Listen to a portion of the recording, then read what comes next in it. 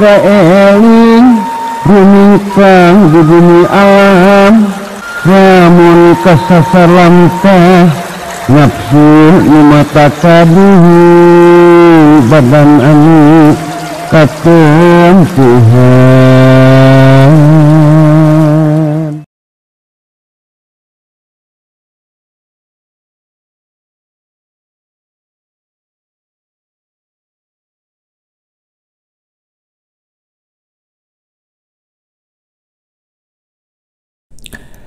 Jika terangan dina Quran ala bidzikrillah tatmainnul qulub.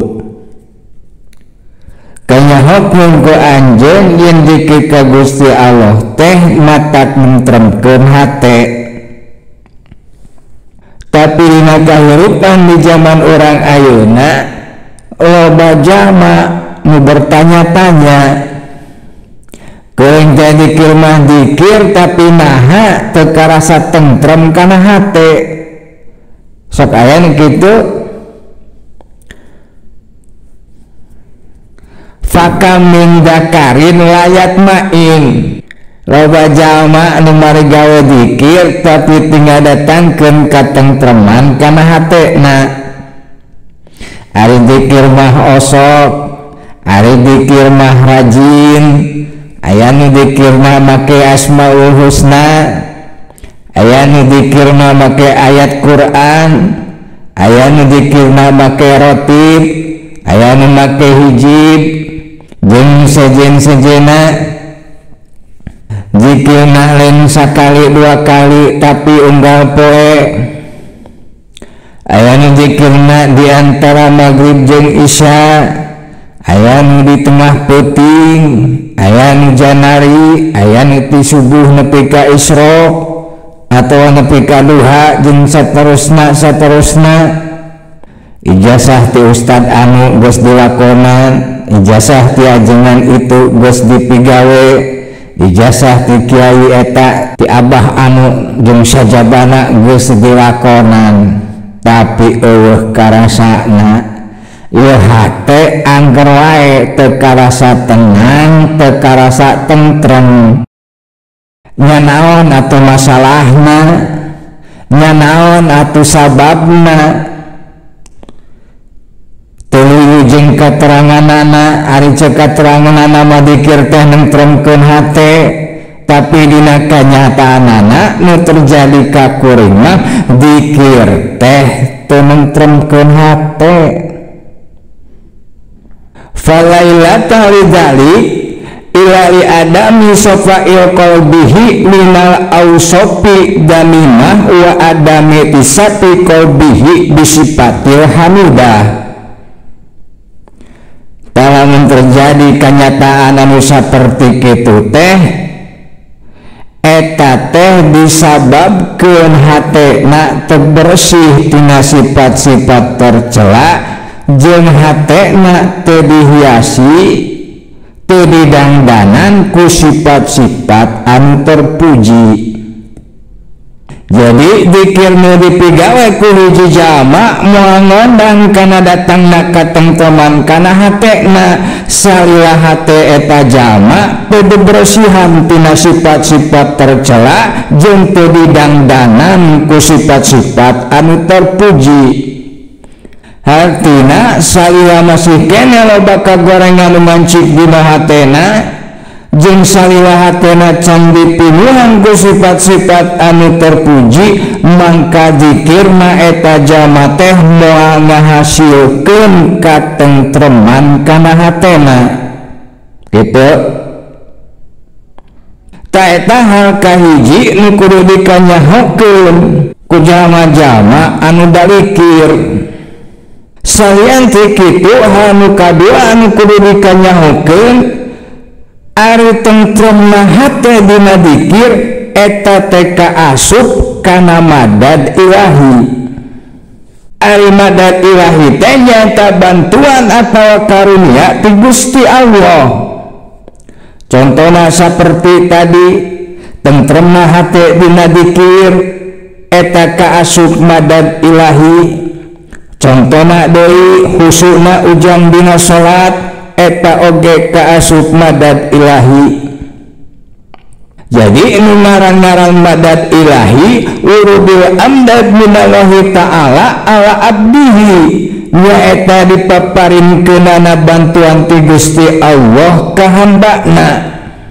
Ta datang eta madad ka hiji hamba dina permulaanana, nyaeta mun ditingali tina segi sababiahna, sabab nate nyaeta ku sabab aya kesesuaian antara kaayaan hate eta jalma jeung madad nu didatangkeun ka eta jalma. Hartina datangna madad ilahi ka hiji hamba nyaeta sesuai jeung kasiapan eta hamba. Jadi Gusti Allah maparinkeun eta madad anu rupana katentreman dina zikir ka hiji jalma anu berzikir, eta teh kusabab dina diri eta hamba teh aya kasiapan pikeun narimana. Pertanyaanana, jalma nu kumaha nu disebut jalma anu siap narima madad ilahi? Atawa kumaha carana sangkan urang kaasup kana jalma anu siap pikeun narima madad ilahi?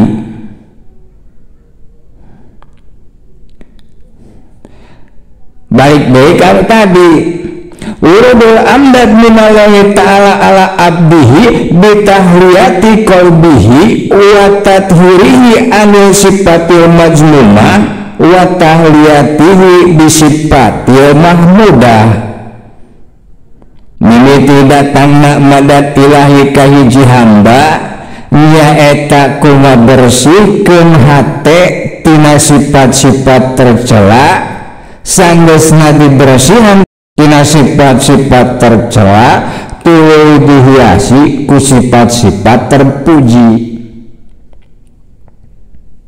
Jadi hiji jalma disebut jalma anu siap menerima madad ilahi lamun manehna geus berhasil meresihkeun hatena tina sifat-sifat tercela tuluy sanggeusna dibersihan dieusian atawa didangdanan ku sifat-sifat terpuji.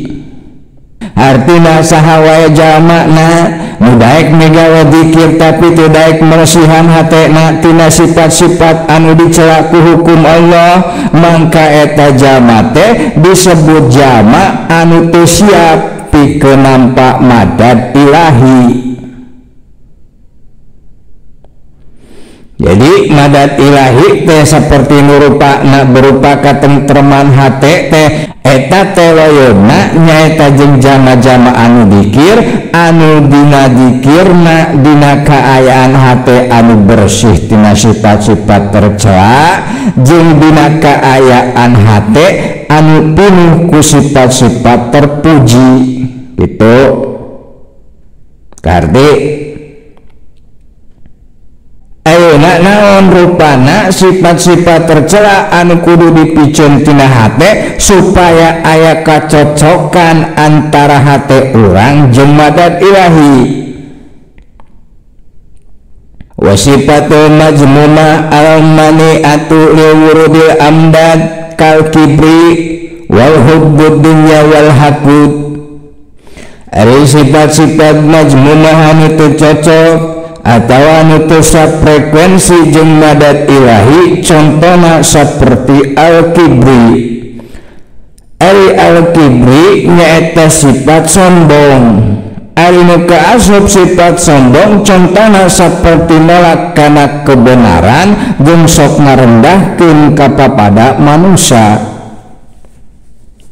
Mun ujang nolak kana suatu kebenaran, bupada eta kebenaran datangna ti jalma anu sahandapeun, boh sahandapeun umurna, boh sahandapeun ilmuna, boh sahandapeun status ekonomi jeung sosialna, boh karena perbedaan mazhabna, boh karena beda agamana jeung sajabana, mangka eta teh wujud tina al-kibri atawa tina kasombongan. Mata dina urusan kebenaran mah cek kaedahna oge unggul makola walau tandur mangkola. Perhatikeun mah ucapanana lain jelemana. Mun ucapanana bener, mun ucapanana leuwih jeung hukum-hukum Allah mah tarima, sok sanajan agamana beda, sok sanajan aya perbedaan di bidang-bidang kahirupan atawa di bidang-bidang kailmuan agama. Nya kitu deui sabalikna, sok sanajan nyaritana guru agama ari salah mah, ari bertentangan jeung hukum-hukum Allah mah tolak. Tasalian ti kitu jaga tekad ucap lampah. Tong aya nu kaluar tina tekad ucap jeung lampah anu ngarendahkeun ka papada manusia. Yo jang, manusia mah di hadapan hukum Allah maka kabeh rekep dendeng papak sarua. Ukaruhun orang Sunda mapan disebutna oge pajajaran. Allah nu ngabedakeun ieu ti katakwaanana. Ari hakikat takwa teu katempo ku panon, teu kadenge ku ceuli, teu kaangse ku irung, teu karampa ku leungeun. Sabab numutkeun dawuhan Kangjeng Nabi Muhammad alaihi wasallam, at-taqwa hahuna, at-taqwa hahuna. Ari takwa teh ayana di dieu, ari takwa teh ayana di dieu, anjeunna bari nunjuk atawa bari nepak kana dadana. Jadi urang teu nyaho kana hakikat katakwaan setiap jalma. Sabab takwa mah ayana di jero dadana masing-masing. Taku sabab gitu ulah ngarendahkeun, ulah ngaremehkeun ka batur. Sok sanajan ka tukang zina, ka tukang mabok, ka tukang judi jeung sajabana. Sabab sayan ti urang teu apal kana hakikat katakwaan hiji jalma, urang oge teu apal kana riwayat akhir setiap jalma. Saliha masih kene hirup di alam dunya mah jang, sakabeh manusia teh sarua nyaeta keur aya dina proses. Jalma-jalma nu ayeuna jaradi ahli zina, ahli mabok, ahli nyopet, ahli judi jeung sajabana teh buat teuing isuk buat teuing pageto mah jaradi ahli takwa. Anu leuwih takwa ti urang sarerea geus loba contona di mimiti zaman Kangjeng Nabi Muhammad alaihi wasallam nepi ka zaman urang ayeuna. Nu tadina ahli maksiat jadi ahli Allah, jadi ahli Rasulullah. Taeta contoh tina sifat al-kibri anu kudu dibersihkeun tina hate mun hayang zikir manjing kana katenangan. Contoh nu kadua hubu dunya, nyaeta kadedemes kana dunya. Ari nu disebut kadedemes kana dunya teh maksudna naon wae tina urusan dunya anu nalika dipika cinta ku urang ngaakibatkeun kacilakaan ka diri urang di akhirat. Contoh ari ujang cinta teu kana duit, cek ujang teh saya cinta kana duit, sabab ku ayana duit saya bisa ubudiah ka Gusti Allah. Contoh ubudiahna saperti ngilu ngurus ka budak yatim, merek daharna, merek pakaianana, merek jang biaya sakolahna, mun gering merek jang biaya berobatna jeung sajabana. Di samping eta saya juga bisa merek ka fakir ka miskin, bisa dipake silaturahmi, bisa dipake talabul ilmi, bisa dipake munggah haji jeung sajabana. Namun ku sabab kitu tuluy ujang nyebutkeun cinta kana duit, mangka cintana ujang kana eta duit teh teu disebut hubu dunya. Ari disebut hubudunya mah nu sabalikna ti eta nyaeta mika cinta kana suatu perkara dunya anu dipake durhaka ka Gusti Allah, anu dipake maksiat ka Gusti Allah. Jadi hubudunya teh artina lain kudu miskin ulah beunghar, lain kitu maksudna ulah hubudunya teh jan rek miskin rek beunghar pek bae teu naon meunang ulah soteh ulah dipake kana maksiat. Mun anjeun miskin eta kamiskinan tong dipake jalan maksiat ka Allah, mun anjeun beunghar eta kabeungaran teh tong dipake maksiat ka Gusti Allah. Artina boka miskinan boka beungharan eta duanana mangrupakeun sabagian tina jalan menuju pangabdian ka Gusti Allah. Kitu.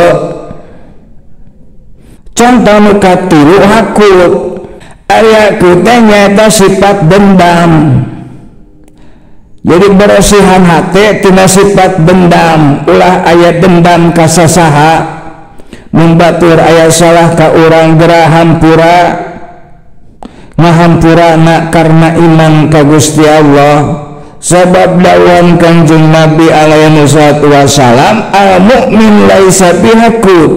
Ari jama anu iman lain jama anu dina hatena aya sifat dendam.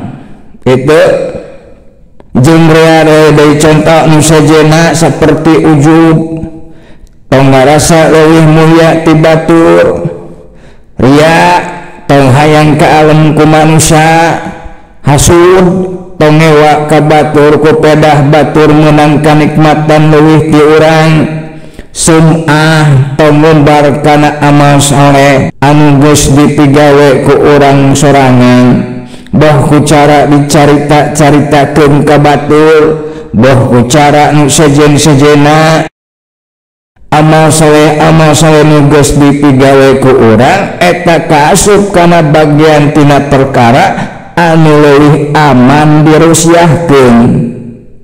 Sabab nalika ku urang diumbar, nalika ku urang diekspos, nalika ku urang dicarita-caritakeun ka batur, eta teh bisa naruksak kana ganjaranana. Taeta sabagian tina contoh sifat-sifat majmumah anu teu cocok jeung madad ilahi. Jadi pokokna mah prinsip dasarna mah jang madad ilahi teh eta teh sesuatu anu suci. Hartina diantara nu bisa ngawadahan kana eta perkara anu suci teh nyaeta hate anu suci deui. Di antarana suci tina sifat-sifat tercela. Jadi nu suci cocokna jeung nu suci deui. Wa suruku anwarul awrad wal a'mal sholihat ala sobail qalbi minad dunub wal akdar. Ari cahaya wiri jeung cahaya amal soleh eta memancar atawa nyaangan kana hate anu bersih tina dosa jeung kokotor. Jadi eta zikir anu diwiridkeun, eta wirid jeung amal soleh teh mun diibaratkeun mah lieu ibarat dohirna. Setiap nu aya dohirna tentu aya batina.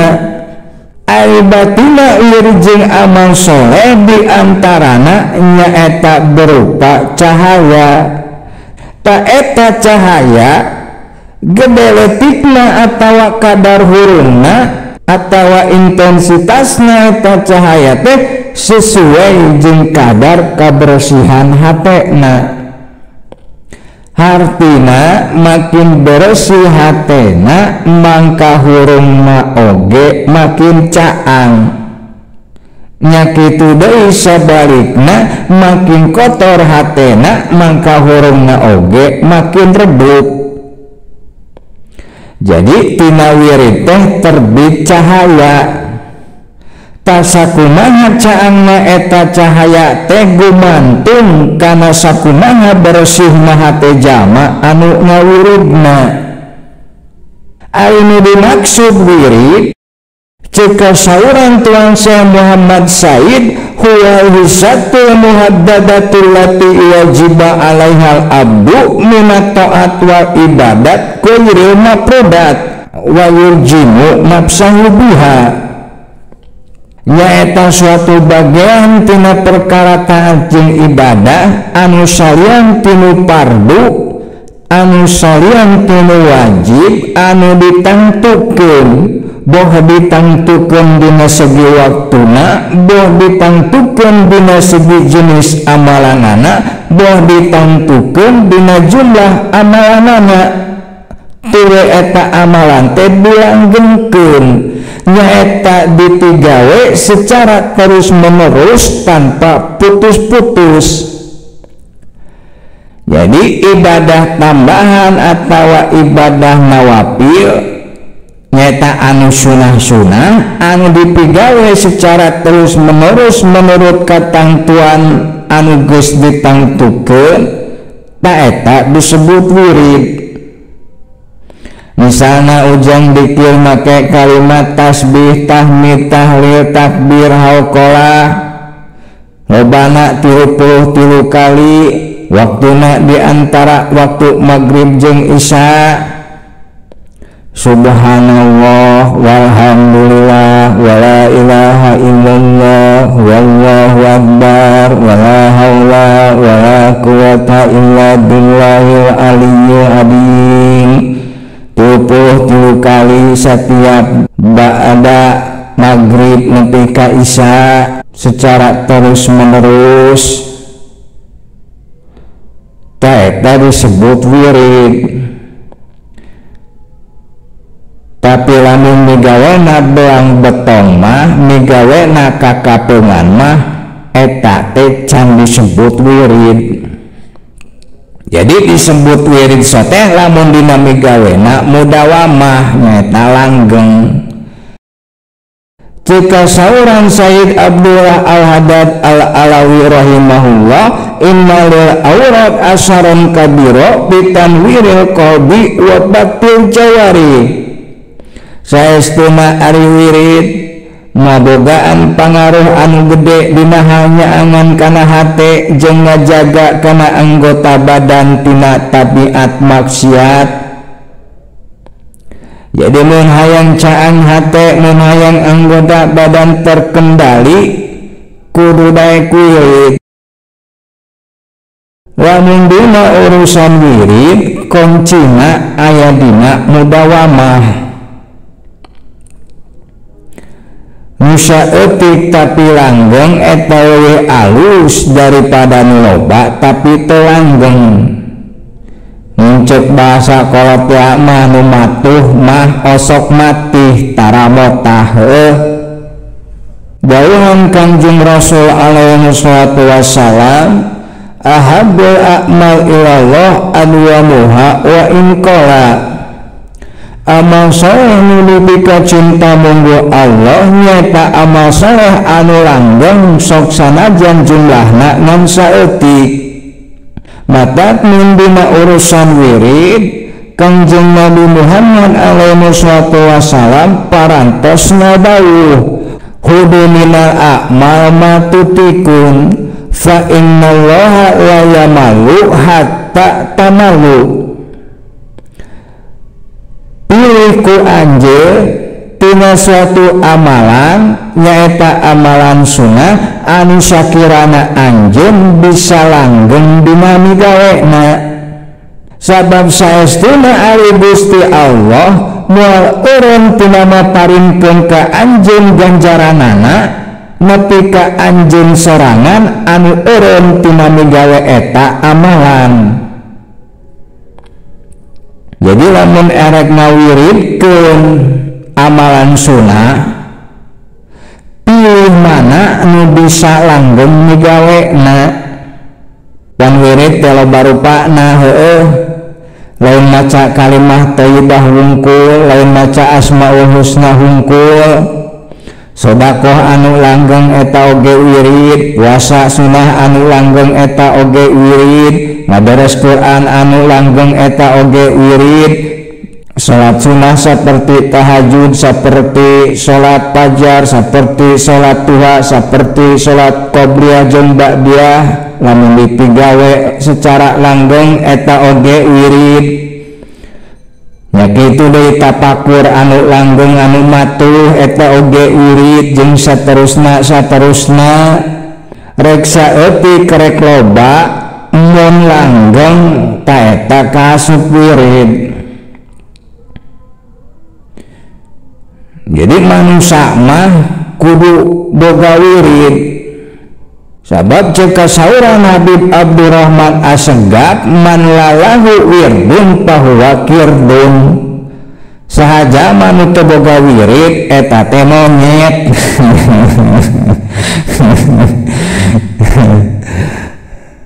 Naon sababna disebut monyet? Eta mah tapakuran PR. Tapakuran kusorangan. Tuluy ayeuna mun geus dimimitian ku marasihan hate, tuluy geus dihiasi ku sifat-sifat terpuji, jeung eta dzikir teh geus jadi wirid, geus dipigawe secara mudawamah, jeung geus nentrumkeun kana hate, tapi teu muncul warid.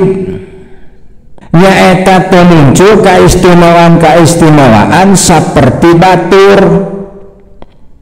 Contohna pan batur mah tina wirid teh jaradi disangubaran.